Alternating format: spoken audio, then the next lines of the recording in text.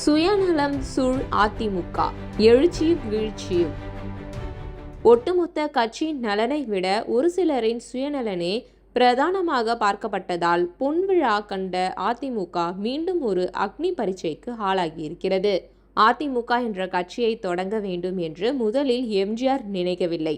அவரது ரசிகர்கள்தான் திமுகவில் அவருக்கு தரப்பட்ட நெருக்கடிகளை சகித்து கொள்ள முடியாமல் மதுரையில் தாமரை கொடியை ஏற்றி அதிமுகவுக்கு அடித்தளம் போட்டார்கள். ரசிகர்களின் வேண்டுகோளை ஏற்று 1972 அக்டோபரில் அதிமுக என்ற கட்சியை எம்ஜிஆர் தொடங்கினார். இன்றைக்கு விஜய் ரசிகர்கள் மீது எப்படி தற்குறிகள் முத்திரை குத்தினார்களோ அதேபோல் அன்றைக்கு எம்ஜிஆர் ரசிகர்களை விசில் அடிச்சான் குஞ்சுகள் என விமர்சித்தது திமுக. எம்ஜிஆர் ரசிகர் மன்றங்கள் திமுகவுக்குள்ளேயே உட்கிளைகளாக இருந்ததால் அப்போது திமுக மேடைகளுக்கு பதில் மேடை போட்டு உடனுக்குடன் பதிலடி கொடுத்தார்கள்.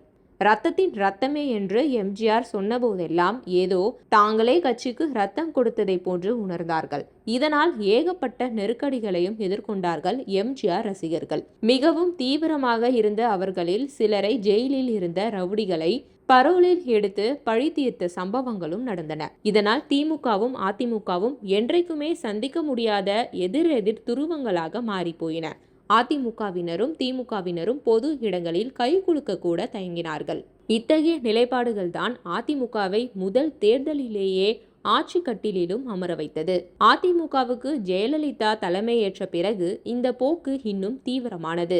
தீய சக்தி என்ற வார்த்தை பிரயோகத்தை ஜெயலலிதா சர்வ சாதாரணமாய் உபயோகித்தார். திமுகவினருடன் அதிமுகவினர் யாராவது தொடர்பில் இருப்பதாக தெரிய வந்தாலே அவர்களை கட்சியை விட்டு கட்டம் கட்டினார். மதுரையில் ஒரு திருமணத்தில் மு.க. அழகிரியும் செல்லூர் ராஜுவும் ஒன்றாக கலந்து கொண்டதாக வெளியான ஒரு போட்டோவை ஆதாரமாக வைத்தே ராஜுவை அமைச்சர் பதவியிலிருந்தே தூக்கியவர் ஜெயலலிதா. திமுகவுக்கும் அதிமுகவுக்குமான உறவு இப்படி இருக்கையில் இந்த தேர்தலில் அதிமுகவை ஜெயிக்க வைக்க முடியாத பழனிசாமி திமுக தயவில் அரியணை ஏற ஆசைப்பட்டதாக சொல்லி இன்னொரு பிளவுக்கு பிள்ளையார் சுழி போட்டிருக்கிறார்கள் சி.வி. சண்முகம், எஸ்.பி. வேலுமணி தலைமையிலான அதிமுக முன்னாள் அமைச்சர்கள். கட்சியை விட்டு பிரிந்து போனவர்களை எல்லாம் ஒன்று சேர்த்து அதிமுகவை பலப்படுத்த வேண்டும் என்று இவர்கள் வலியுறுத்தி வந்ததை உதாசீனப்படுத்தினார் பழனிசாமி. தேர்தல் முடிவுகள் எதிர்மறையாக வந்தால் இவை அனைத்தும் அவருக்கு எதிரான ஆயுதங்களாக திரும்பும். அதிமுக இன்னொரு பிளவை சந்திக்கும் என்று அப்போதே பேச்சுகள் எழுந்தன.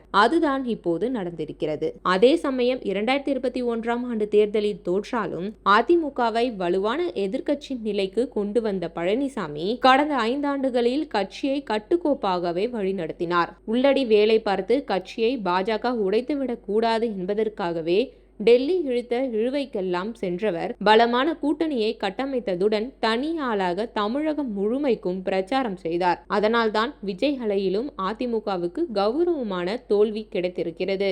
அதனால் தான் கட்சியும் இந்த நிமிடம் வரை அவர் சொல்லுக்கு கட்டுப்பட்டு நிற்கிறது. ஆனால் இந்த தோல்வியிலிருந்து தன்னை தலை நிமிர்த்திக் கொள்வதற்காக திமுகவுடனும் கைகோக்க துணிந்த பழனிசாமி அதற்கு பிறகு அதிமுக என்ற கட்சி என்னாகும் என்று சிறிதும் சிந்திக்கவில்லை. ஆட்சிக்கு வந்துவிட்டால் அனைத்தையும் சமாளித்து விடலாம் என வழக்கம் போல் அவர் கணக்கு போட்டார்.